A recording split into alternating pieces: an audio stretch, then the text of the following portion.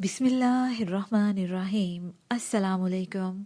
आज हम आपके लिए मारूफ रूहानी स्कॉलर हाजा शमसुद्दीन नज़ीमी की किताब खुतबात मुल्तान का पार्ट नंबर 1 सफ़ा नंबर 1 से रिकॉर्ड कर रहे हैं।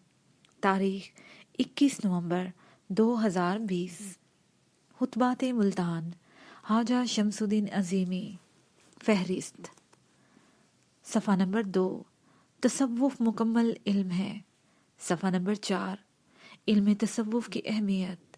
सफ़ा नंबर 14 ज़ाहरी और बातनी ज़िंदगी। सफ़ा नंबर 20 मुराकबा क्या है। सफ़ा नंबर 28 हर शय दो रूहों पर तहलीक की गई है। सफ़ा नंबर 41 मकसद हयात। सफ़ा नंबर 54 रूह का इल्म। सफ़ा नंबर 62 रूह का लिबास। सफ़ा नंबर 70 फितरत और जबिल्लत। सफ़ा नंबर 80 ख्याल आए बगैर कोई अमल मुमकिन नहीं। सफ़ा नंबर 88 कानून। सफ़ा नंबर 91 जज्बात कहाँ बनते हैं। सफ़ा नंबर 95 ख्यालात क्यों आते हैं।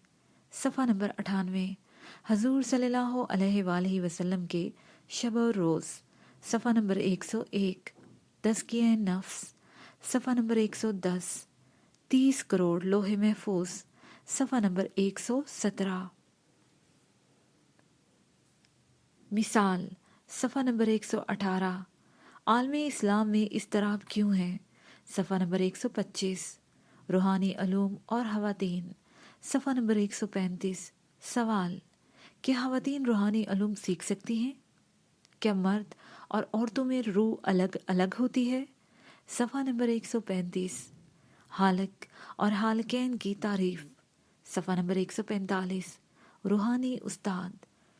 सफ़ा नंबर 149 शागिर्द को रूहानी तर्ज फ़िक्र किस तरह हासिल होती है। सफ़ा नंबर 149 निस्बत से क्या मुराद है। सफ़ा नंबर 156 तसव्वुफ़ मुकम्मल इल्म है। औज़ु बिल्लाहि मिनश शैतानिर रजीम। बिस्मिल्लाहिर्रहमानिर्रहीम। अज़ीज़ तलबा और तालिबात, तसव्वुफ़ एक इल्म है, बिल्कुल उसी तरह जिस तरह दुनिया के और दूसरे अलूम हैं, जैसे तबीयत, माबद ताबियत, साइकोलॉजी, पैरासाइकोलॉजी, इंजीनियरिंग और मेडिकल साइंस। दुनिया के और बेशुमार अलूम की तरह तसव्वुफ़ भी एक मुकम्मल इल्म है। अलूम में कुछ ऐसे अलूम भी हैं जो किताबों में नहीं मिलते, अगर मिलते हैं तो इल्हामी किताबों में मौजूद हैं। वैद, तौरात, इंजील और आखिरी किताब कुरान करीम में इन अलूम का तज़किरा है। हम जानते हैं कि कुरान करीम अल्लाह का कलाम है और हज़रत जिब्राईल अलैहिस्सलाम के ज़रिए अल्लाह के महबूब बंदे हज़रत मोहम्मद सल्लल्लाहु अलैहि वसल्लम पर वही के ज़रिए नाजिल हुआ। हमें मालूम है कि फ़रिश्ते हैं, जिन्नात हैं, इंसान हैं। जिस तरह हम इंसान की तारीफ़ बयान करते हैं, इंसान की ज़िंदगी का तज्ज़िया करते हैं, या इंसान के जिस्म के अंदर जो मशीनरी अल्लाह ताला ने फ़िट की है उसको खोल कर देख सकते हैं, दिल, गुर्दे, फेफड़े वगैरह, या इंसानों की उम्र का अंदाज़ा लगा सकते हैं। इसी तरह हम फ़रिश्तों और जिन्नात के बारे में तफसीली बात नहीं जानते। हम फ़रिश्तों और जिन्नात के बारे में तफसीलात इसलिए नहीं जानते कि इस इल्म पर हमें अबूर हासिल नहीं है। ये ऐसी बात है कि एक आदमी साइंटिस्ट है, उसने फ़िज़िक्स पढ़ी है, लेकिन तजर्बात में इसका कोई अमल दखल नहीं है। एक आदमी कोई चीज़ ईजाद नहीं कर सकता तो आप इसे साइंटिस्ट नहीं कह सकते, ना ही कहते हैं। तसव्वुफ़ इन अलूम की पर्दा कुशाई करता है जो गैब से मुतल्लिक है। एक सूफ़ी इस बात को जानता है कि इंसान की तहलीक में अल्लाह ताला की कौन कौन सी सिफ़ात काम कर रही हैं, या इंसान की तहलीक का मकसद क्या है। इंसान जब पैदा नहीं हुआ था वो कहाँ था, और उसकी दुनिया की ज़िंदगी गुजारने के बाद जब वो मर जाता है तो किस आलम में चला जाता है। आदमी जब तक पैदा नहीं होता तो आलम अरवा में रहता है, जहाँ रूहें क़याम करती है, और आदमी जब मर जाता है तो आखिरत की दुनिया में चला जाता है। लेकिन ये जानना उसके लिए नहीं है کہ ہم نہیں جانتے کہ مرنے کے بعد کی زندگی کے شب و روز کیا ہیں، مرنے کے بعد کی زندگی یا مرنے کے بعد کی دنیا کیا ہے؟ کیا وہاں سورج نکلتا ہے؟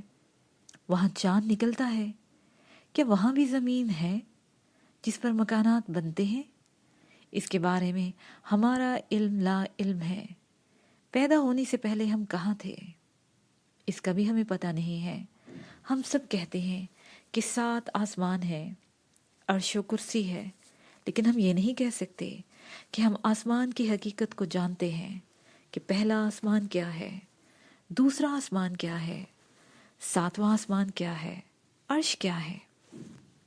جب کوئی آدمی تصوف کے اسکول میں داخل ہو کر تعلیم حاصل کرتا ہے تو وہ اس بات سے آگاہ ہو جاتا ہے کہ زمین کیا ہے، 7 آسمان کیا ہیں، عرش کیا ہے، فرشتے کیا ہیں، جنات کی دنیا کیسی ہوتی ہے۔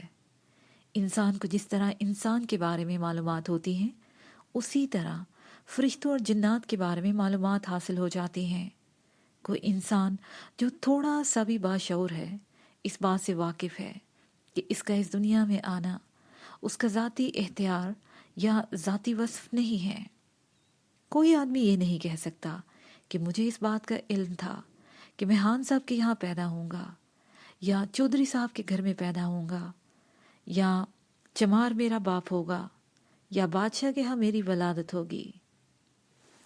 تصوف میں پڑھایا جاتا ہے کہ پیدائش سے پہلے بچے کے دماغ کے کمپیوٹر میں نصب کر دیا جاتا ہے، اور اس میں ایسے چپس ڈال دیے جاتے ہیں کہ اگر اس کی عمر 80 سال کی ہے تو اسے ادراک ہو سکتا ہے کہ بچے نے اس 80 سال کی زندگی میں کیا کچھ کرنا ہے۔ تصوف میں مہارت حاصل ہو جائے تو اسے غیب کی دنیا اور مستقبل کے بارے میں معلومات حاصل ہو سکتی ہیں۔ جیسے پیغمبروں نے مستقبل کے بارے میں پیشین گوئیاں کی کہ وہ پوری ہوئیں، اولیاء اللہ سے بھی بہت ساری کرامات سرزد ہوئیں۔ حضرت یوسف علیہ السلام نے بادشاہ کے خواب سن کر 14 سال کے غیب کا انکشافات فرمایا۔ عام آدمی پیغمبر نہیں ہو سکتا، لیکن پیغمبرانہ طرز فکر حاصل کر کے ان کے علوم کا امین ضرور بن جاتا ہے، اور پیغمبروں کی نسبت سے اس کے پر بہت ساری باتیں روشن ہو جاتی ہیں۔ تصوف انسان کی زندگی کے اس حصے کو روشن کرتا ہے جو زندگی کا باطن ہے۔ ہر انسان کی زندگی کے 2 رخ ہیں، ایک رخ ظاہر ہے اور ایک رخ باطن ہے۔ ظاہر رخ یہ ہے کہ ہم بیٹھے ہوئے ہیں، چھوٹے سے بڑے ہو رہے ہیں، اسکول اور کالج جا رہے ہیں، علوم حاصل کر رہے ہیں، ملازمت کر رہے ہیں، کاروبار کر رہے ہیں۔ باطنی زندگی میں سب سے پہلے کا عالم عالم ارواح ہے، یعنی جہاں سے ہماری روحیں چل کر اس دنیا میں مادی وجود میں ظاہر ہوئیں۔ پھر ہم نے اچھے یا برے اعمال کیے۔ اعمال کی بھی 2 قسمیں ہیں، آدمی نیکی کرتا ہے یا برائی کرتا ہے۔ اللہ تعالیٰ کے ارشاد کے مطابق نیکی کی جزا اور برائی کی سزا ہے۔ اگر اس نے اچھے کام کیے تو اللہ کی طرف سے جزا ملتی ہے، اور اگر برائی سرزد ہوئی تو اللہ تعالیٰ کے قانون کے مطابق اس کی سزا مقرر ہے۔ ہر انسان جو اس دنیا میں موجود ہے اس کی 2 حیثیتیں ہیں، ایک حیثیت اس کا مادی وجود ہے، ایک حیثیت اس کا روحانی وجود ہے، یعنی انسان 2 وجود سے مرکب ہے۔ کوئی انسان 2 وجود کے بغیر زندہ نہیں رہ سکتا۔ اس کی مثال یہ ہے، میں آپ کے سامنے لیکچر دے رہا ہوں، آپ میرے وجود کو دیکھ رہے ہیں جس میں سے آواز نکل رہی ہے۔ میرا ایک مادی دماغ ہے جو سوچ رہا ہے کہ میں نے آپ کو کیا لیکچر ڈیلیور کرنا ہے۔ میری طرح آپ کا بھی ایک مادی دماغ ہے، آپ اس دماغ سے میری بات کو سمجھنے کی کوشش کر رہے ہیں، لیکن ایک بات بہت زیادہ غور طلب ہے کہ یہ مادی وجود جو بول رہا ہے یا وہ مادی وجود جو سن رہے ہیں، ان کی حیثیت ثانوی ہے، ان کو اولیت حاصل نہیں ہے۔ اس کی مثال یوں ہے کہ میں بیٹھے بیٹھے بھی مر جاتا ہوں، ہارٹ اٹیک ہو جاتا ہے، یا میں کوما میں چلا جاؤں تو میں بول نہیں سکتا۔ آپ کہیں گے یہ بندہ مر گیا ہے، سوال یہ ہے کہ میرے اندر دماغ ہے، میرے ہاتھ پیر ہیں، میں بیٹھا بھی ہوا ہوں، اب پھر میرا بولنا یا میرا کچھ کہنا کیوں منقطع ہو گیا؟ یہی صورت سامعین کی ہے۔ آپ لوگ بیٹھے ہوئے ہیں، اچانک آپ کے اوپر موت وارد ہو جائے، اللہ سب کی عمر دراز کرے۔ یہ کوئی ڈرنے کی بات نہیں ہے، میں سمجھانے کے لیے کہہ رہا ہوں۔ میں کتنا بھی بولتا رہوں، آپ کی سمجھ میں کچھ نہیں آئے گا، آپ سنیں گے۔ سوال یہ ہے کہ جب آپ کے کان ہیں، دماغ ہے، آپ میری بات کیوں نہیں سن سکتے؟ اس کا ایک ہی جواب ہے کہ روح جسم میں سے نکل گئی ہے، روح نے جسم سے رشتہ توڑ لیا ہے۔ بس ثابت ہوا کہ انسان کی زندگی دو روحوں سے مرکب ہے۔ اگر جسم نہ ہو تو روح کا آواز سننا ممکن نہیں ہے، اور اگر روح نہ ہو تو جسم آواز نہیں سنتا۔ جسمانی وجود کی اہمیت کم ہے اور نہ ہونے کے برابر ہے، روح کی اہمیت بہت زیادہ ہے، اسی لیے کہ روح کے بغیر کوئی انسان نہ سوچ سکتا ہے، نہ سن سکتا ہے، نہ چل سکتا ہے، نہ پھر سکتا ہے، نہ کھا سکتا ہے، نہ پی سکتا ہے، اور نہ ہی حرکت کر سکتا ہے۔ سمجھ میں یہ بات آئی کہ انسان ایک وجود نہیں، دو وجود ہیں، ایک مادی وجود فزیکل باڈی اور ایک روحانی وجود۔ یہ دونوں جب اکٹھے ہوتے ہیں تب انسانی وجود میں حرکت پیدا ہوتی ہے۔ اگر یہ دونوں اکٹھے نہ ہوں، الگ الگ ہو جائیں تو روح حرکت تو کرتی رہتی ہے، لیکن جسمانی وجود ڈیڈ باڈی بن جاتا ہے، اس کی حیثیت ایک مردے یا ایک لاش کسی بن جاتی ہے۔ میڈیکل سائنس میں علم الابدان پڑھایا جاتا ہے، جیسے علم الابدان ہے، اسی طرح علم الروح بھی ہے۔ جب ہم دو وجود تسلیم کر رہے ہیں تو ہمیں دو علوم بھی تسلیم کرنا ہوں گے۔ روح کا علم الگ ہے اور جسمانی وجود کا علم الگ ہے۔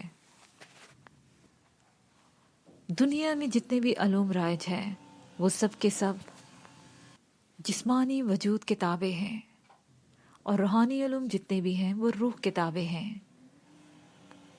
یہ علوم ہمیں پیغمبروں کے ذریعے حاصل ہوئے ہیں۔ ماہرین نے جب تحقیق کی تو نتیجے میں نئے نئے علوم ہمارے سامنے آ گئے۔ علم کوئی بھی ہو، اس کا فائدہ ہوتا ہے۔ تصوف ان علوم پر بحث کرتا ہے جو روح کے وجود سے متعلق ہے۔ اگر روح کے وجود سے ہم انکار کرتے ہیں تو یہ بات عقل کے خلاف ہے، اس لیے کہ ہم دیکھتے ہیں کہ جب تک روح ہمارے جسم سے اپنا رشتہ قائم رکھتی ہے، ہم چلتے پھرتے ہیں، تمام حرکات و سکنات کرتے ہیں، ہم علم بھی سیکھتے ہیں، اور جب روح مادی وجود سے رشتہ توڑ لیتی ہے تو حرکت ختم ہو جاتی ہے۔ تصوف کے بارے میں بہت سارے لوگوں کے خدشات بھی ہیں۔ بہت سارے لوگ تصوف کو اچھا نہیں سمجھتے۔ اس کی وجہ جہاں تک میں سمجھتا ہوں یہ ہے کہ ابھی تک تصوف کی جانب صحیح توجہ نہیں دی گئی۔ تصوف کی صحیح تعریف یہ ہے کہ تصوف ایک علم ہے اور سیکھنے سکھانے کا علم ہے۔ دانشور کہتے ہیں کہ ہر آدمی روحانی نہیں ہو سکتا۔ کیوں نہیں ہو سکتا بھائی؟ روح کے بغیر تو کوئی آدمی زندہ ہی نہیں رہ سکتا۔ جب روح کے بغیر میں زندہ ہی نہیں رہ سکتا تو میں روح کا علم کیوں نہیں سیکھ سکتا؟ دیکھیے، آپ تھیوری پڑھتے ہیں، پھر پریکٹیکل کرتے ہیں، اسی طرح روح کے علم کی بھی تھیوری ہے اور پریکٹیکل بھی ہے۔ روح کی تھیوری کے بارے میں روحانی اساتذہ بتاتے ہیں کہ روح امر ربی ہے۔ امر ربی سے مراد یہ ہے کہ اللہ تعالیٰ نے کہا کہ کن، ساری روحیں وجود میں آ گئی، پھر روحیں عالم دنیا میں آ گئی، اس کو عالم ناسوت بھی کہتے ہیں۔ پھر روحیں ناسوت سے آخرت میں چلی گئیں، یعنی عالم اعراف میں چلی گئیں۔ امر ربی سے مراد یہ ہے کہ اللہ تعالیٰ کا ایک محسوس علم ہے، کن، ہو جا۔ یہ بات غور طلب ہے کہ کن یعنی ہو جا، کیا ہو جا؟ سیدھی سی بات ہے، اللہ تعالیٰ کے ذہن میں کوئی پروگرام تھا، جب اللہ تعالیٰ نے کہا ہو جا، وہ ہو گیا، لیکن کیا ہو جا؟ اللہ کے ذہن میں ایک مکمل پروگرام تھا۔ اللہ تعالیٰ نے جب کہا ہو جا تو انسان کے اندر سماعت پیدا ہوئی، بصارت پیدا ہوئی، سوچنے سمجھنے کی صلاحیت پیدا ہوئی، جذبات پیدا ہوئے، محبت اور غضب دونوں کا اسے ادراک ہوا، بھوک کے احساسات اس کے اندر پیدا ہوئے، خواہشات پیدا ہوئیں، 5 حواس پیدا ہوئے۔ کن کا مطلب ہے کہ انسانی حواس اور جذبات سے متعلق مکمل علم انسان کے اندر منتقل ہو گیا۔ اس میں سننا بھی ہے، دیکھنا بھی ہے، سوچنا سمجھنا بھی ہے، پکڑنا بھی ہے، چھونا بھی ہے، رونا بھی ہے، خوش ہونا بھی ہے، نفرت اور محبت بھی ہے، طاقت کا استعمال بھی ہے اور عفو و درگزر بھی ہے۔ ہو جا کا مطلب صرف یہ نہیں ہے کہ بس ہو جا۔ ہو جا کا مطلب ہے کہ اللہ تعالیٰ کے ذہن میں کائنات کے بارے میں جو پروگرام تھا اس کو اللہ تعالیٰ نے وجود بخش دیا، اور جیسے ہی اللہ تعالیٰ نے کن کہا، جو کچھ اللہ تعالیٰ چاہتے تھے اس کا مظاہرہ ہو گیا۔ اللہ تعالیٰ نے فرمایا ہے کہ میں نے انسان کو اپنی صفات پر پیدا کیا۔ صفات سے مراد اللہ تعالیٰ کا علم ہے، یعنی انسان کے لیے یا کائنات کی تخلیق کے لیے اللہ تعالیٰ کے علم کا مظاہرہ ہوا۔ جب ہم سورج کی طرف دیکھتے ہیں تو یہ بھی علم ہے۔ سورج کے بارے میں ہم یہ کہہ کر مطمئن نہیں ہو سکتے کہ سورج سورج ہے۔ سورج اتنا بڑا علم ہے کہ اگر کوئی انسان کئی صدیوں تک زندہ رہے تب بھی سورج کے بارے میں اس کا علم محدود رہے گا۔ ایسے ہی چاند ہے، چاند جب چڑھتا ہے تو پانی میں جوار باٹا آ جاتا ہے اور سمندر اچھلنے لگتا ہے۔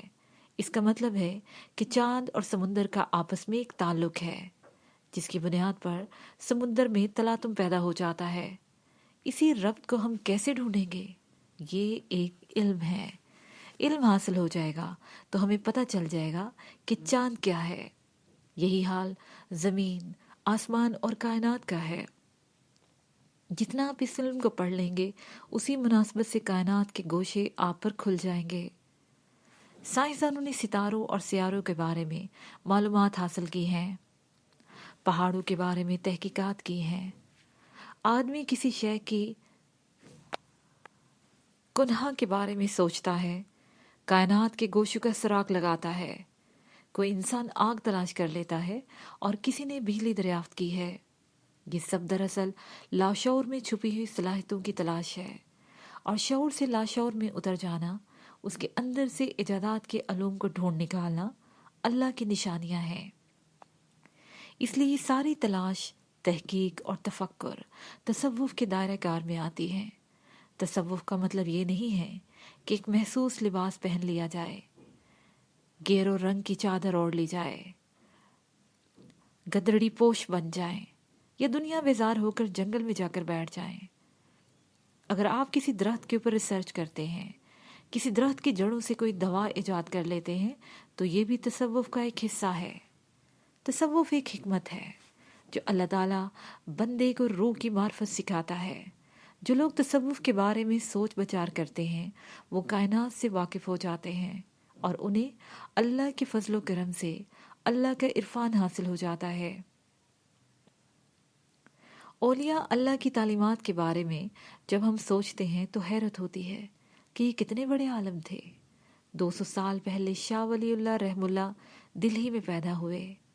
شاہ ولی اللہ رحم اللہ کی تعلیمات کا لوگوں نے مذاق اڑایا، انہیں طرح طرح کی اذیتیں دی گئیں، ان کے دونوں ہاتھ توڑ دیے گئے، ان کے قتل کے منصوبے بنائے۔ تقریباً 200 سال پہلے انہوں نے یہ بتا دیا تھا کہ ہر انسان کے مادی وجود کے اوپر ایک اور انسان ہے اور وہ روشنیوں کا بنا ہوا ہے۔ انہوں نے اس کا نام نسمہ رکھا۔ شیخ اکبر محی الدین ابن عربی رحم اللہ نے بھی اس روشنی کے انسان کا تذکرہ کیا ہے۔ انہوں نے اس کا نام جسم مثالی رکھا ہے۔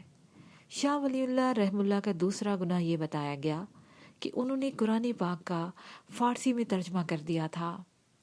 ان کے اوپر کفر کا فتویٰ لگا، جبکہ آج ہر مدرسے اور ہر اسکول میں قرآن کا ترجمہ پڑھایا جا رہا ہے۔ شاہ ولی اللہ رحم اللہ نے بتایا کہ ہر انسان کے اوپر ایک اور انسان ہوتا ہے، جبکہ آج کے سائنٹسٹ نے اب ریسرچ کی اور انسان کے اوپر ایک روشنی کا بنا ہوا انسان ہے. روشنی کے اس انسان کو ریفلیکشن کا نام دیا اور انہوں نے اورا رکھا. ہم نے اپنے اسلاف کا، جنہوں نے تصوف کو، روحانیت کو ایک علم بنا کر ہمیں سکھانا چاہا، قدر نہیں کی اور ان سے بیزاری کا اظہار کیا. اب بھی یہی ہو رہا ہے. ہوشیار لوگوں نے پیری مریدی کو ذریعہ معاش بنا لیا ہے. تصوف کاروبار نہیں ہے، تصوف ایک علم ہے جس کو پڑھ کر انسان اللہ کی کتاب قرآن کریم کی حکمت سے واقف ہو جاتا ہے اور ٹائم اینڈ اسپیس کی حقیقت سے واقف ہو جاتا ہے. تصوف پڑھ کر آدمی کے اندر کی آنکھ کھل جاتی ہے. جس طرح انسان کی جسمانی آنکھ ہے، اسی طرح انسان کے اندر روحانی آنکھ بھی ہے. جب انسان مادی آنکھ سے دیکھتا ہے تو محدود دیکھتا ہے، اور جب انسان روحانی آنکھ سے دیکھتا ہے تو لامحدود دیکھتا ہے. سوال: محترم عظیمی صاحب، سوال یہ ہے کہ روح جب وجود میں آئی تو کچھ روحیں مرد بن گئی اور کچھ روحیں عورتیں بن گئی. عورت کی روح ڈیفرنٹلی کام کرتی ہے اور مرد کی روح ڈیفرنٹلی کام کرتی ہے. تو کیا عالم ارواح میں تحسیس ہو چکی تھی یا مردانہ جسم اور زنانہ کا جسم بعد میں بنا؟ جواب: اللہ تعالیٰ نے قرآن پاک میں فرمایا ہے، ہم نے ہر چیز کو جوڑے جوڑے بنایا ہے. ایک اور جگہ فرمایا ہے، ہم نے ہر چیز کو جوڑے جوڑے بنایا اور جوڑے دوہرے بنائے. ایک مذکر کی، ایک مؤنث. یہ مؤنث اور مذکر بھی جوڑے جوڑے ہیں. جوڑے جوڑے کا مطلب یہ ہوا کہ ہر مرد کے بھی دو وجود ہیں اور ہر عورت کے بھی دو وجود ہیں. مرد کے اندر غالب رخ مرد کا ہے اور مغلوب رخ عورت کا ہے. عورت کے اندر غالب رخ عورت کا ہے اور مغلوب رخ مرد کا ہے. جنسی کشش کا قانون یہ ہے کہ مرد عورت کی طرف کھنچتا ہے اور عورت مرد کی طرف کھنچتی ہے. مرد کے اندر کیونکہ ایک اور رخ عورت کا ہے جو مغلوب ہے، اور عورت کے اندر مرد کا رخ ہے جو مغلوب ہے. مغلوب رخ غالب رخ سے مل کر اپنی تکمیل چاہتا ہے. اس کو آپ جنسی کشش کا قانون کہہ سکتے ہیں. تو جب اللہ تعالیٰ نے کن کہا تو اس وقت سب پیدا ہوئے، لیکن جوڑے جوڑے پیدا ہوئے. اللہ تعالیٰ نے ایک تخلیقی نظام قائم کیا کہ مرد کے اندر عورت کا رخ مغلوب ہے اور عورت کے اندر مرد کا رخ مغلوب ہے. اب رہ گئی صلاحیت کی بات کہ عورت کی صلاحیت الگ اور مرد کی صلاحیت الگ الگ ہے. اس کی وجہ یہ سمجھ میں آتی ہے کہ دونوں کے کام الگ الگ ہیں. اللہ تعالیٰ نے فرمایا مرد عورتوں پر قوام ہے، اس بنا پر کہ اللہ تعالیٰ نے ان میں سے ایک کو دوسرے پر فضیلت دی ہے، اور اس بنا پر کہ مرد اپنا مال خرچ کرتے ہیں. اس کے برعکس عورت کی یہ ڈیوٹی ہے کہ وہ گھر سنبھالے، پیدائش کے عمل سے گزرے، بچوں کی تربیت کرے. دونوں کی ڈیوٹی الگ ہو گئی تو دونوں میں امتیاز ہو گیا. لیکن ایسی بات نہیں ہے کہ اگر کوئی عورت مردوں کا کام کرنا چاہے اور وہ نہ کر سکتی ہو. اللہ تعالیٰ فرماتے ہیں بے شک مسلمان مرد اور مسلمان عورتیں، ایمان والے مرد اور ایمان والیاں، فرما بردار مرد اور فرما بردار عورتیں، سچے مرد اور سچی عورتیں، صبر کرنے والے مرد، صبر کرنے والی عورتیں، اور عاجزی کرنے والے مرد، عاجزی کرنے والی عورتیں، خیرات کرنے والے مرد، خیرات کرنے والی عورتیں، روزے رکھنے والے مرد، روزے رکھنے والی عورتیں، اپنی عصمتوں کی حفاظت کرنے والے مرد، اپنی عصمتوں کی حفاظت کرنے والی عورتیں، اور اللہ کو بہت یاد کرنے والے مرد اور اللہ کو بہت یاد کرنے والی عورتیں. ان سب کے لیے اللہ تعالیٰ نے بخشش اور بڑا اجر تیار کر رکھا ہے. سوال: سر، قوام کے حوالے سے قرآن مجید نے یہ وجہ بتائی ہے کہ مرد قوام اس لیے ہے کہ وہ نان نفقہ ادا کرتا ہے. اگر عورت معاش کا کام کرنے لگے اور کمائی میں مرد سے سبقت لے جائے تو کیا عورت قوام بن سکتی ہے؟ جواب: میری بیٹی، اللہ تعالیٰ نے قرآن پاک میں فرمایا ہے کہ اگر کوئی عورت کمائی کرتی ہے تو اس میں مرد کا کوئی حصہ نہیں ہے، مرد اس سے پیسے نہیں لے سکتا۔ اگر عورت بچے کو دودھ پلائے تو اپنے شوہر سے کہے مجھے اس کے پیسے چاہیے، تو شوہر کے اوپر لازم ہے کہ بچے کو دودھ پلانے کے پیسے دے، نان نفقہ پورا کرے۔ آج کل پوزیشن بڑی عجیب ہے، اس میں علماء حق کو اجتہاد کرنا چاہیے کہ میاں کی تنخواہ 3,000 ہے اور بیگم کی تنخواہ 8,000 ہے۔ زمانے کے تغیر کے حساب سے ہمارے دانشوروں اور علماء کو مل جل کر ان مسائل کو حل کرنا چاہیے۔ خدا کرے ایسا وقت آ جائے ہمارے مذہبی دانشور متحد ہو کر اللہ کی مخلوق اور حضور پاک صلی اللہ علیہ وآلہ وسلم کی امت کو مایوسیوں سے باہر لے آئیں، مسلمان ایک پلیٹ فارم مہیا کریں اور مسلمان قوم کو ایک پلیٹ فارم مہیا کریں۔ اللہ تعالیٰ فرماتے ہیں اور اللہ کی رسی کو متحد ہو کر مضبوط پکڑ لو اور آپس میں تفرقہ نہ ڈالو۔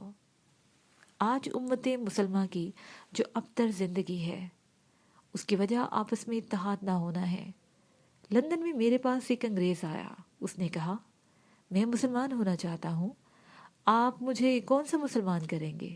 دیوبندی، بریلوی، شیعہ یا سنی؟ ظاہر ہے اس نے بات تنزیہ کہی تھی، لیکن میرے پاس خاموشی کے علاوہ اور کوئی راستہ نہیں تھا۔ سوال: اللہ تعالیٰ نے نفس کن فرمایا اور کائنات کی تخلیق ہو گئی، یہ اللہ تعالیٰ نے کیسے فرمایا؟ کیونکہ جب ہم کوئی لفظ ادا کرتے ہیں تو اس کے لیے منہ کا ہونا ضروری ہے، زبان ہلتی ہے۔ میں پوچھنا چاہ رہی تھی کہ اللہ تعالیٰ نے لفظ کن کیسے فرمایا؟ جواب: آپ کو مختلف خیالات آتے ہیں نا، خدا نخواستہ ایکسیڈنٹ کے بارے میں خیال آ گیا، آپ ڈر جاتی ہیں، آپ کو پسینہ آ جاتا ہے، دل کی دھڑکن تیز ہو جاتی ہے۔ بتائیے آواز کہاں سے آئی؟ میں یہاں یونیورسٹی کے ہال میں بیٹھا ہوا ہوں، مجھے خیال آیا میں باہر نکلوں گا تو میری ٹانگ ٹوٹ جائے گی۔ خیال کے اثرات مرتب ہوتے ہیں، آدمی ڈر جاتا ہے۔ آپ کے کان میں گونج پیدا ہوئی، یہ کس کے منہ کی آواز ہے؟ آواز کا تعلق منہ سے نہیں ہے، دیکھنے کا تعلق مادی آنکھ سے نہیں ہے۔ اگر دیکھنے کا تعلق مادی آنکھ سے ہوتا تو مرنے کے بعد بھی آدمی دیکھتا، اگر سننے کا تعلق مادی کانوں سے ہوتا تو مرنے کے بعد بھی آدمی سنتا، اگر بولنے کا تعلق مادی ہونٹوں اور زبان سے ہوتا تو مرنے کے بعد بھی آدمی بولتا۔ مجھے کہتا مجھے قبر میں کیوں اتارا ہے؟ اجاڑ جگہ پر کیوں دفنا رہے ہو؟ کیوں دبا رہے ہو؟ ہمارا شعور محدود ہے، ہم چونکہ واقفیت نہیں رکھتے اس لیے ہم سمجھتے ہیں کہ منہ ہوگا تو بولیں گے۔ ایسا نہیں ہے، ہوا چلتی ہے، ہوا کی بھی آواز ہوتی ہے، ہوا کا منہ ہوتا ہے یا نہیں ہوتا ہمیں نہیں معلوم۔ پانی کی آواز ہوتی ہے، آپ کہیں گے پانی غصے سے ٹکرا رہا ہے، ٹھیک ہے، لیکن سمندر کا منہ تو نہیں ہوتا۔ اللہ تعالیٰ مخلوق کی صفات سے ماورا ہیں، لیکن وہ سنتے بھی ہیں اور دیکھتے بھی ہیں۔ سوال: روح پاکیزہ کرنے کا کیا طریقہ ہے؟ جواب: لیکچر میں آپ سن چکے ہیں کہ دو چیزوں کے بغیر ہمارے وجود کا قیام نہیں، ایک روح ہے اور دوسرا جسم۔ میرے خیال میں آپ یہ کہنا چاہتے ہیں کہ روح کا علم حاصل کرنے کا کیا طریقہ ہے؟ روح کا علم سیکھنے کے لیے سب سے پہلے ضروری ہے کہ ہمارے اندر یہ یقین ہو کہ ہمارے جسم کی کوئی حرکت روح کے بغیر نہیں ہوتی۔ روح چاہے گی تو ہمارا جسم حرکت کرے گا، روح نہیں چاہے گا تو ہمارا جسم حرکت نہیں کرے گا۔ جب آپ کو اس بات کا یقین آ جائے گا کہ ہماری کوئی حرکت روح کے بغیر نہیں ہے یا ہر حرکت روح کے تابع ہے، تو آپ کا ذہن روح کی طرف متوجہ ہوگا کہ روح کیا ہے۔ جیسے جیسے آپ کا ذہن روح کی طرف متوجہ ہوگا آپ روح سے واقف ہوتے چلے جائیں گے۔ اور اس کا بہترین طریقہ جو اولیاء اللہ انبیاء علیہ السلام نے بتایا ہے وہ مذہبی فرائض پورے کر کے مراقبہ کرنا ہے۔ مراقبہ میں جتنا انہماک ہو جائے گا اسی مناسبت سے انسان اپنی روح کا علم حاصل کر لے گا۔ سوال: صوفی کا علم غیب سے قریب تر ہے، صوفی کا علم غیب سے قریب تر ہے اور صوفی تمام غیر مرئی علوم سیکھ سکتا ہے۔ کیا صوفی حضور صلی اللہ علیہ وآلہ وسلم سے بڑھ کر عالم ہو سکتا ہے؟ جواب: یہ سوال بالکل غلط ہے۔ استغفار پڑھیں۔ نعوذ باللہ، کوئی بندہ جو رسول صلی اللہ علیہ وآلہ وسلم کو خاتم النبیین نہیں سمجھتا اور حضور پاک صلی اللہ علیہ وآلہ وسلم کو سب سے بڑا معلم نہیں سمجھتا، وہ ہرگز صوفی نہیں ہے۔ صوفی اسے کہتے ہیں جو رسول اللہ صلی اللہ علیہ وآلہ وسلم کا ان کی رسالت پر ایمان رکھتا ہو، مشرک نہ ہو اور حضور صلی اللہ علیہ وآلہ وسلم کے بتائے ہوئے احکامات پر صدق دل اور یقین کے ساتھ عمل کرتا ہو۔ سوال کنندہ: کیا حضور پاک صلی اللہ علیہ وآلہ وسلم کو علم غیب تھا؟ عظیمی صاحب، آپ بتائیے، حضرت جبرائیل علیہ السلام غیب ہے یا ظاہر ہیں؟ سوال کنندہ: غیب ہے۔ عظیمی صاحب، حضرت جبرائیل علیہ السلام حضور صلی اللہ علیہ وآلہ وسلم سے باتیں کرتے تھے؟ سوال کنندہ: جی ہاں۔ اس کے ساتھ ہی یہ پارٹ اپنے اختتام کو پہنچا۔